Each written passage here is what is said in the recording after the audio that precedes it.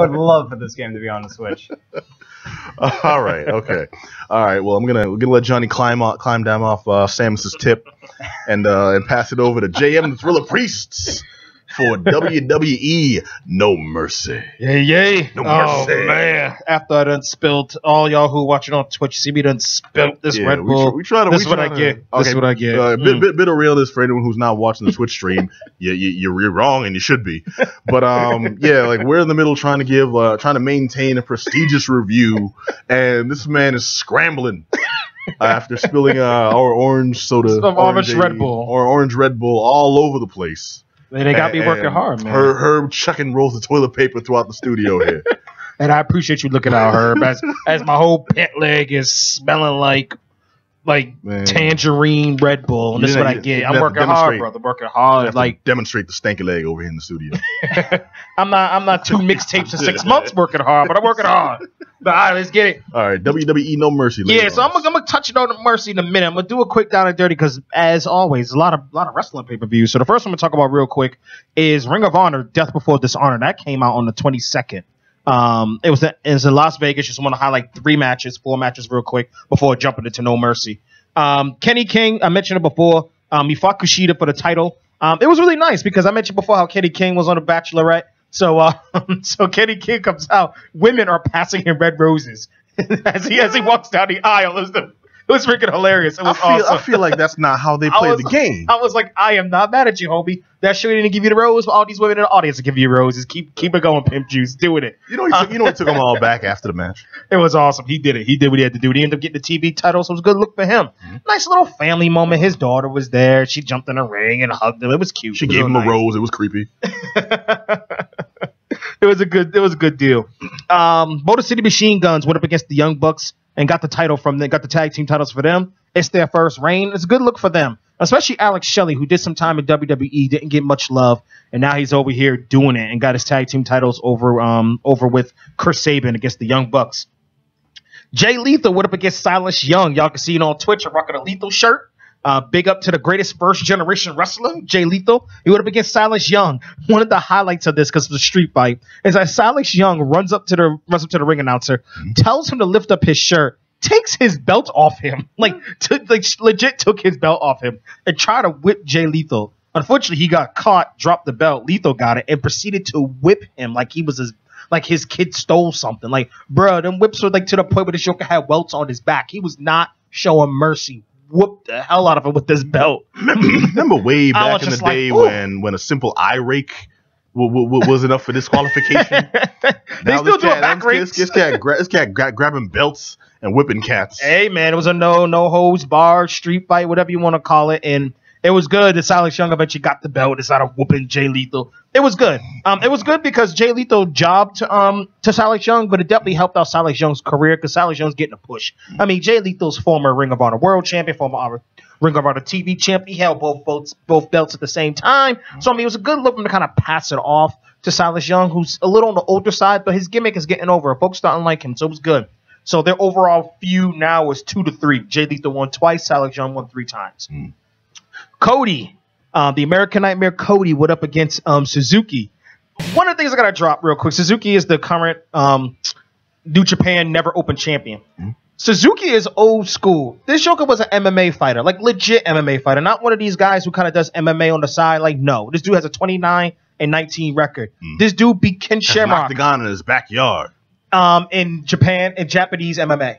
And, like, legit fought world champions. Like, he beat Ken Shamrock twice. In Shamrock's prime. Not like, oh, Ken Shamrock in, like, 2006. No, like, he beat Ken Shamrock in, like, 93. Okay, so crazy. You know what I mean? So this dude, like, beat Shamrock twice. Ken Shamrock twice. Beat Maurice Smith. Beat Matt Hume. These are all dudes in their prime. So this dude is, like, legit. So it's interesting watching him fight because he's one of the most feared men in New Japan. He went up against Cody, and it was a good match, but Cody held on to his belt. So overall, Death Before Dishonor, I liked it. I mean, it's a great Ring of Honor pay-per-view. Next is Destruction in Kobe, which is New Japan's pay-per-view. This joint came on at 3 a.m. American time, 3 a.m. Eastern Standard Time, I should say, on the 24th. How do you watch these? I did not watch it at 3 a.m. Okay, all right. I caught that joint like at noon, so I caught the replay. I got the New Japan World, like, so I watched it. What's Daddy doing up at this hour? He's suffering. He suffered for the cause. Suffer for P's show. You tell Uncle Pat this is what Daddy does. 3 matches want to highlight. Uncle 4 matches. Pat appreciates you, brother. No doubt, brother. Doing it. Get your watch on. So next. So first off, it opened up with a 10-man tag. I'm not going to name all 10, but there's some pretty good highlights of this 10-man tag. You got Ricochet and Taguchi, who are the IWGP Junior Tag Team Champions, Funk and Future. You're going to hear Ricochet pretty soon because Ricochet is anticipated making his WWE debut any day now. As soon as Lucha Underground releases him from his contract, he's making that jump to WWE. He's already put pictures of him and Triple H on Twitter saying, I'll be seeing you soon, that whole sort of thing. So Ricochet, if you are not looking at independent pro wrestlers at all, you need to look at Ricochet. Ricochet is just amazing. Yeah, he's cocky as hell, too. He's doing it.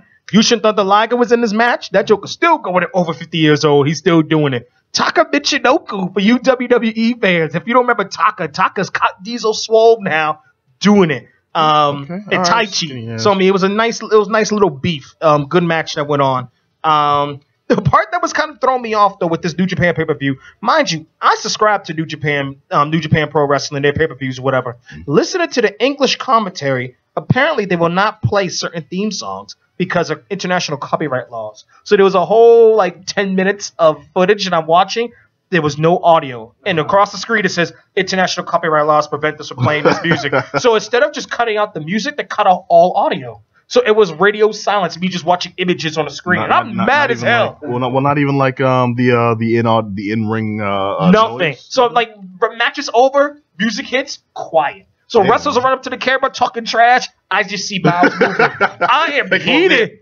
I'm sitting here like, yo, what are you doing, fam? Then I was like, okay, if I put it on the Japanese and just listen to it in Japanese, then I would have heard the song. So I was like, you know what? That's what I get. That's what I get. I was a little hot, but that's what it was. Nah, they should have put on elevated music or something. This dude, you get cats slamming you here. Da da da da da da da da da da da. What's that? Backbreaker. Da da da da da. Yeah, for real. It's like, what are we doing? Or like John Denver or something. John Denver. They're sitting there getting down to Neil Diamond. Sweet line neckbreaker. All right. All right. He goes off the top rope. I was blind when I met you. You a mess.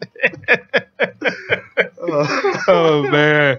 All right, man. Let me knock out this New Japan one real quick before I get into No Mercy. All right. Trent Beretta made his singles heavyweight debut against Yujiro Takahashi for the Bullet Club, or he's the Tokyo Pimp. It was a good match. It was a good match and went up, and Beretta got the win. It was good for him to be able to have his first singles run as a heavyweight. The IWGP Tag Team Championship match, man, that was bonkers. After watching this, I said, yo, I'm never taking my kid to a New Japan match because these shows were cursing and wilding out, and it was just one of those classic big guys going at it. Heavyweights just doing it. It was War Machine, who were the tag team champions, against the Killer Elite Squad out of Suzuki-gun, who Davey Boy Smith Jr., British Bulldog's son's part of this team. Oh, really? And the Gorillas of Destiny from the Bullet Club, or Haku's sons. I'm gonna back you up just one step real quick. Is the son also named Davey Boy Smith Jr.? But his proper name is Davey Boy Smith Jr. Well, at least that's his pro wrestling name. I don't know if that's his government name. Okay, I'm about to say, yeah. How you gonna sit there? What's your son's name? Davey Boy. You sure he may want to get a job in accounting or something? Hey, he pro wrestler, so it really don't matter. Yeah, but now, but when he was 5 years old, Davey Boy. No, actually, that kind of fits. When he was like 15, David Boy, I'm not going to prom with you. Well, his name is Harry Francis Smith. So, you know what? Not Davey Boy is certainly not such a bad name. Idiot head. The Kill Elite Squad took the match, but I mean, it was just so many. Name before he kicks my ass. You need to leave him alone when he shows up here because he don't care. He don't care if he wrestles or not. He's beating up refs after he won the match. After they got the belts, he's beating people up. It's like, bro, you won. Like, this is why you don't need for you to be kicking dudes upside the head. You won, fam. Like, you got this. Got all that angst. So, I mean, it was a great match. Like, man, this is one of the few times I see heavyweights flying, dudes going through tables. The Guerrillas of Destiny is one of my favorite tag teams. The funny thing is, they actually shouted out the Usos and as they're coming down the aisle. It was pretty funny to see that. Just see these dudes going at it, and of course recognizing other organizations, other wrestlers, other organizations. Mm-hmm. Finally, Juice Robinson. For those of you who are WWE fans, you might remember him as C.J. Parker, who was a jobber in NXT. He's been growing as Juice Robinson in New Japan. Got himself a U.S. title shot against Kenny Omega. It was a really, really, really good match. And the finish worked out very well because they were going at it, doing all these high spots, great spots. Kenny Omega hit him with the super one-winged angel from the top rope. And it's just amazing to see him be able to do a move like that off the top rope. And the match was over. And I want you to hold on to that because I'm going to talk about No Mercy when it comes to finishes. But that finish was great. Great match overall. I know I'm sounding like Dave Meltzer here, but that pay-per-view was just on point.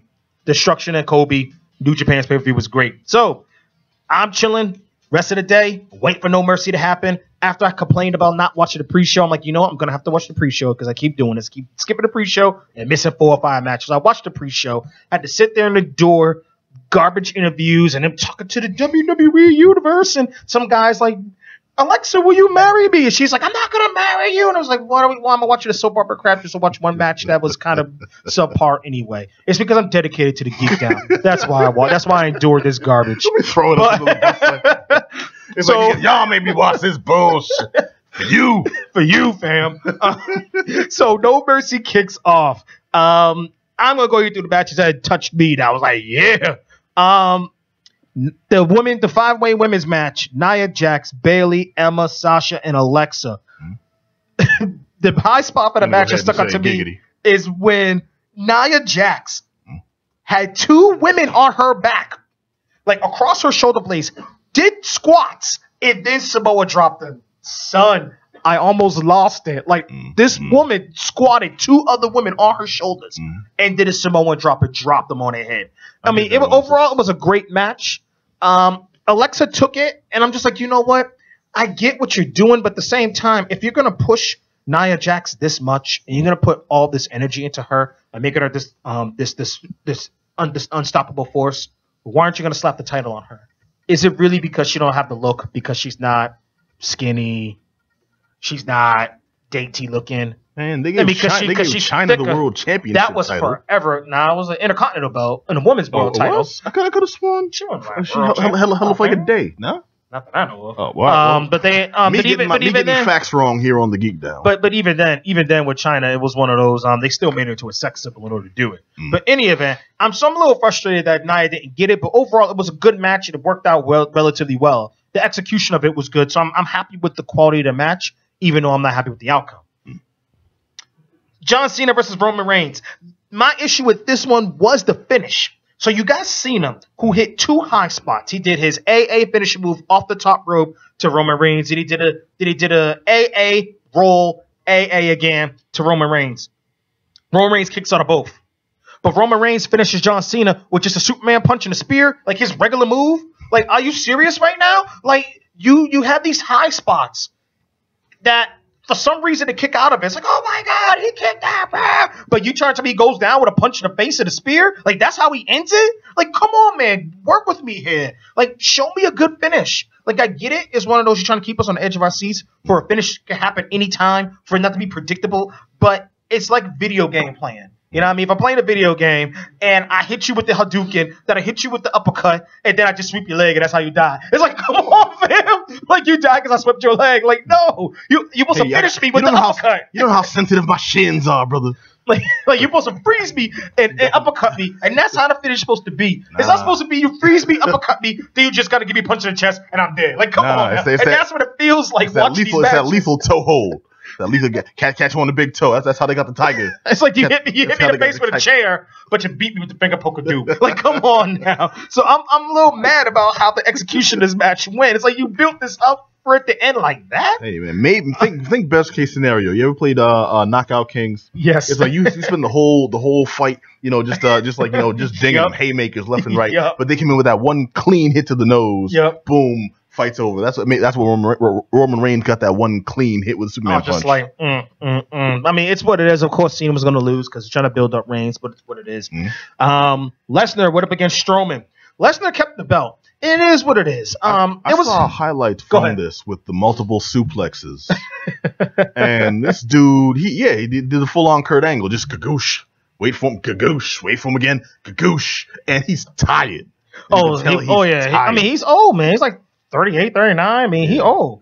You know what I mean? They're catching up with him. But I mean, you're right. I mean, he was doing it. He was doing them suplexes, but he was hurting. And kind of, but not really related question. How the hell is Paul Heyman? That's the luckiest man in any kind of sports entertainment. All he does is stay on the sidelines, getting his car rolled on, and he must be paid out. Because his character is important.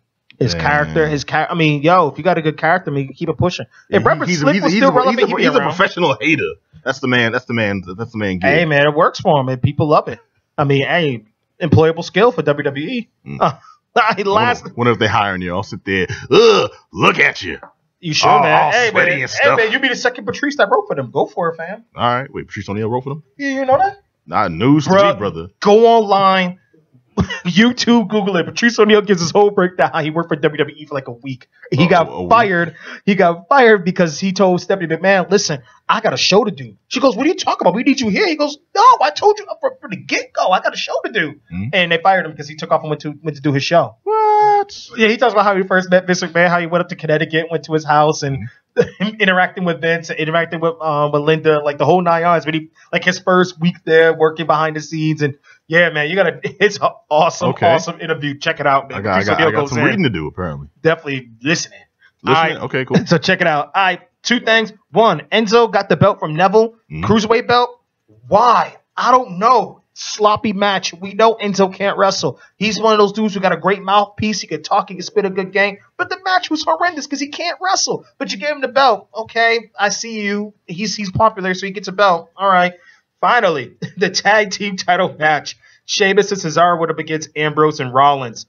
The highlight of this match is the obvious. Cesaro's teeth getting pushed into his mouth. Ooh.